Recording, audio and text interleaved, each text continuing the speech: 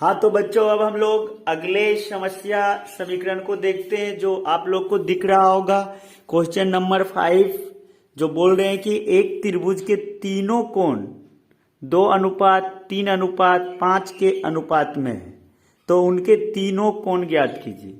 तो यानी यहाँ पे एक आकृति से जुड़ा हुआ सवाल है जिसमें एक त्रिभुज की बात कर रहे हैं और इन त्रिभुज के कोणों का अनुपात दिया हुआ है। तो हमें ज्ञात करना है कि प्रत्येक कोण का मान कितना कितना होगा। तो हम अगर मान ले ये पहला कोण है, ये दूसरा कोण और ये तीसरा कोण, तो यहाँ पे जैसे रेशियो दिए रखा है 2:3:5, तो हम लोग एक एक करके मान लेंगे। इसको 2x, इसको 3x और इसको 5x, ठीक है। और हम पहले इसको लिख डालते हैं। इसको बोलेंगे माना कि त्रिभुज का पहला कोण, त्रिभुज का पहला कोण बराबर 2x, क्योंकि यहाँ 2 अनुपात था इसलिए हम 2x मान लिए। और फिर इसी तरह त्रिभुज का दूसरा कोण, ठीक है। तो दूसरा कोण हम लोग 3 दिया है हुआ है तो 3x मान लेंगे। और त्रिभुज का तीसरा और आखिरी कोण जो होगा उसको हम लोग 5x मान लेंगे, ठीक है। यानी त्रिभुज के रेशियो के अनुपात जो दे रखा है उसके अनुसार हम लोग त्रिभुज का तीनों कोण को मान लिए। एक का 2x, फिर 3x और 5x। अब आप लोग को एक बात को याद करना पड़ेगा कि त्रिभुज के तीनों कोणों का योग कितना होता था। याद कीजिए तो त्रिभुज का तीनों का कोणों का योग हम लोग को पता है कि कितना होता है, 180 डिग्री होता है। तो वही हम लोग ये तीनों कोणों को अगर जोड़ें, जैसे 2x plus 3x plus 5x बराबर कितना हो जाएगा, 180। तो ये बहुत सारे बच्चे यहीं पे मिस्टेक करते हैं, उनको पता ही नहीं हो पाता कि 180 कहाँ से आया। तो आपको याद रखना होगा कि त्रिभुज के अंतः कोणों का योग, त्रिभुज का अंतः कोणों का योग कितना होता है, 180 डिग्री होती है, ठीक है। त्रिभुज के अंतः कोणों का योग 180 डिग्री होता है। इसी के अनुसार हम लोग यहाँ पे लिख चुके।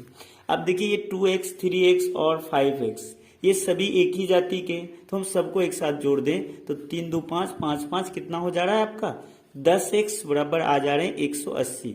अब देखिए 10 इधर गुना में तो उधर क्या हो जाएंगे, भाग में हो जाएंगे।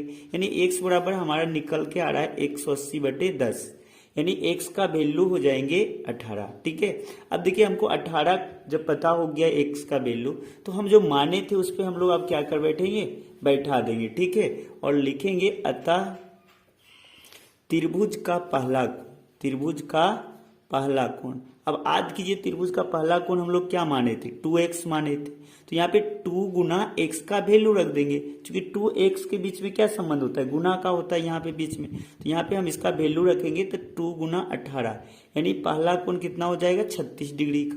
फिर इसी तरह त्रिभुज का दूसरा कोण, त्रिभुज का आपका दूसरा कोण कितना था, 3x। तो यहाँ पे भी 3 गुना 18 कर देंगे तो आ जाएगा आपका 58 यानी दूसरा कोण हो गया आपका 54। और आखिरी का कोण जो है त्रिभुज का तीसरा कोण वो कितना था आपका, याद कीजिए।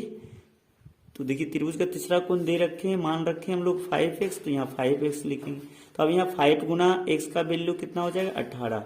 तो देखिए अब जब x का वैल्यू हम 18 रख देंगे, यानी त्रिभुज का तीसरा कोण बराबर 5x, तो यहाँ 5 गुना 18, तो ये वैल्यू कितना आ जाएगा आपका, 18 पंचे 90। यानी इस तरह से अगर हम लोग देखें तो एक कोण हमारा 36 डिग्री हो जाएगा, दूसरा 54 होगा और तीसरा 90 हो जाएगा। हम लोग अपना ये जो आंसर आया इसको जांच भी कर सकते हैं कि ये तीनों को अगर जोड़े तो 180 आ रहा है या नहीं। तो देखिए 36 54 90 हो रहा है, 90 90 180 हो जा रहा है। तो इस तरह से हम लोग का फाइनली ये हिसाब बिल्कुल सही बना। अब हम लोग नेक्स्ट क्वेश्चन नंबर 6 को देखते हैं। एक और समस्या को देख ले, ये थोड़ा ज्यादा ही कॉन्सेप्ट इसमें जुड़ा हुआ है। तो अब हम लोग अगले प्रश्न 6 नंबर का जो है इसको हल करके देखते हैं, ठीक है। ये क्या कह रहा है, तो पहले हम लोग प्रश्न को सावधानी पूर्वक पढ़ेंगे और देखेंगे कि क्या पता नहीं है यानी क्या अज्ञात है उसको हम लोग मानेंगे। तो जैसा बोल रहा है कि बिल्लू के पास 1 रुपये, 2 रुपये एवं 5 रुपये के कुल 160 सिक्के, यानी बिल्लू है और उनके पास कुल 160 सिक्के हैं, ठीक है, जिनका कुल मूल्य 300 रुपया। यदि 2 रुपये के सिक्कों की संख्या 5 रुपये के सिक्कों की संख्या की तिगुनी हो, बोल रखा है कि 2 रुपये के सिक्कों की संख्या 5 रुपये के सिक्कों की संख्या की तिगुनी हो, तो उसके पास प्रत्येक प्रकार के कितने सिक्के। तो हम लोग क्या करते, जो पता नहीं होता है शुरुआत से ही हम लोग मान लेते हैं, तो यहाँ पे भी मान लेंगे हम लोग कि माना कि बिल्लू के पास देखिए कौन किस पे आश्रित है, 2 रुपये के सिक्के 5 रुपये के सिक्के की तिगुनी है। तो हम मानेंगे सबसे पहले माना कि बिल्लू के पास 5 रुपये के सिक्कों की संख्या, 5 रुपये के सिक्कों की संख्या बराबर 1। ठीक इसी तरह से अगर हम लोग देखें तो 2 रुपये के सिक्के की संख्या को मान लेंगे, 2 रुपये के सिक्के की संख्या।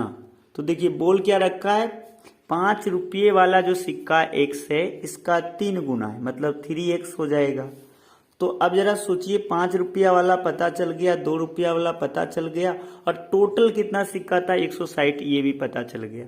तो अब जरा सोचिए 1 रुपये के सिक्के की संख्या कितना हो जाएंगे। तो 1 रुपये के सिक्के की संख्या के लिए हम लोग क्या करेंगे, टोटल सिक्का जो 160 है उसमें 2 रुपये वाला सिक्के की संख्या और 5 रुपये वाले सिक्के की संख्या का योगफल घटा देंगे, यानी 3x प्लस x हो जाएगा, यानी 160 माइनस 4x आ जाएंगे, यानी 1 रुपये के सिक्कों की संख्या हो जाएगी 160 माइनस 4x। अब आप लोग को यहाँ से हम थोड़ा बाहर ले जाते हैं और थोड़ा चीज को समझने के लिए, जैसे अगर मान लिया जाए मेरे पास 5 रुपये के 3 सिक्के हैं, तो बताइए कितने रुपये हो जाएंगे, 5 गुना 3 कर देंगे यानी 15 रुपया हो जाएगा। इसी तरह अगर 2 रुपये के 10 सिक्के तो क्या करेंगे, 2 गुना 20 कर देंगे। तो अब देखिए हमें सिक्के की संख्या पता हो गया, 5 रुपया का x और 2 रुपये का 3x, 1 रुपये का 160 माइनस 4x। जब हम सिक्का की संख्या पता हो गया तो अब हम लोग मूल निकालेंगे प्रत्येक से बारी बारी से, ठीक है। यहाँ पे हम लोग लिख देंगे प्रश्न से और हम चलेंगे। अब जरा सोचिए एक जो है आपका किसका संख्या है, 5 रुपये का, तो 5 रुपये के सिक्के का मूल कितना हो जाएगा, 5 गुना x हो जाएगा। क्लियर है। फिर उसी तरह देखिए 2 रुपये के सिक्कों की संख्या 3x है, तो 2 रुपये के सिक्कों का मूल कुल कितना होगा, तो 3x गुना 2 कर देंगे, यानी 3 दूनी 6x लिख देते हैं।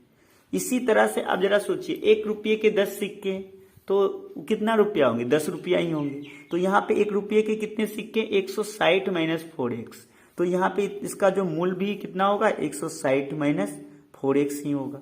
अब इतना बराबर कुल मूल को जोड़ें तो देखो दे रखा है कितना रुपया था, इसका कुल टोटल वैल्यू 300 रुपया, टोटल वैल्यू इसका कितना था 300 रुपया। तो हम लोग यहाँ पे इसके बराबर कितना लिख देंगे, 300 रुपया लिख देंगे। अब हम लोग समीकरण जैसा एक दिख रहा है, समीकरण को हल करेंगे। तो देखिए ये 5x तो अब जस के तस रहेगा, लेकिन ये दोनों देखिए गुना हो जाएगा, 3 दूनी 6x माइनस 4x, और ये 160 किसके दोस्त लग रहे हैं 300 का, तो हम इसको उस पार ले चल जाएंगे। अब देखिए ये दोनों प्लस वाला जुट जाएंगे, 6 5 11 हो जाएंगे, 11x माइनस 4x बराबर इधर घटा लें हम लोग तो 0 का 0 हो जाएगा, फिर 10 में 6 चल जाएगा 4, और यहाँ 2 में से गया तो 1, यानी 140 आ जाएंगे। अब इधर देखिए ये आपका प्लस में, ये आपका माइनस, तो बताइए प्लस माइनस जुटते हैं कि घटते हैं, घटते हैं। और चिन्ह किसका होता है, जो बड़ा होता है, तो बड़ा तो 11x है, 11x क्या में है आपका प्लस में, तो ये भी प्लस हो जाए, यानी 7x बराबर हो जाएगा आपका 140। अब 7 को केवल देखें तो क्या है इधर गुना में, तो उधर क्या हो जाएगा भाग में, यानी x बराबर हो जाएगा आपका 140/7।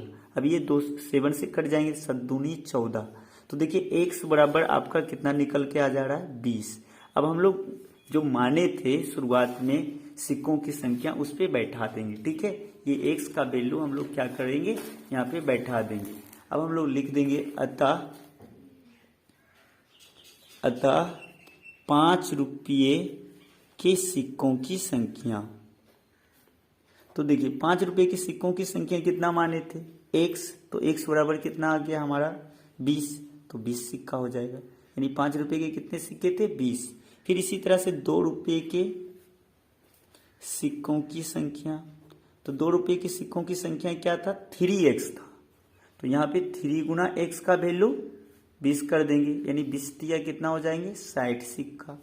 इसी तरह था 1 रुपया के सिक्कों की संख्या, 1 रुपया के सिक्कों की संख्या, तो 1 रुपया की सिक्कों की संख्या कितना था, 160 माइनस 4x।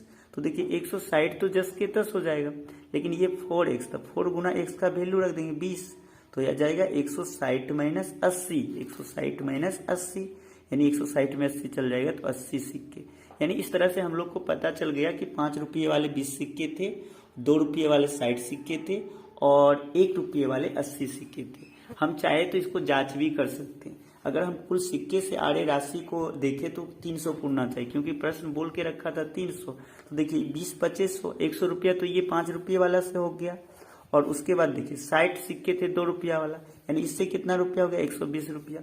और आपका ये जो 1 रुपये का सिक्का था ये कितने थे, 80, तो इसका वैल्यू कितना हो गया, 80। अब टोटल को जोड़ के देखें तो 300 रुपया था जो आ रहा है। तो इसका मतलब हम लोग का प्रश्न फाइनली सही बना है। ठीक है, तो हम लोग नेक्स्ट वीडियो में क्वेश्चन नंबर 7 को देखेंगे। हाँ, और एक बात और आप लोग याद रखिएगा, अगर आपको ये वीडियो देखकर समझ में आ रहा है प्रश्न, तो आप और भी अदर बुक से प्रैक्टिस कर सकते हैं, जैसे केसी सिन्हा वगैरह बुक होता है, उससे अगर कोई दिक्कत हो तो आप कमेंट कर सकते हैं कि सर ये दिक्कत है, इसको बता दीजिए, तो हम आपका हमेशा जो है समस्या का हल करेंगे। ठीक है, तो हम लोग नेक्स्ट वीडियो में जो है क्वेश्चन नंबर 7 को देखेंगे। ठीक।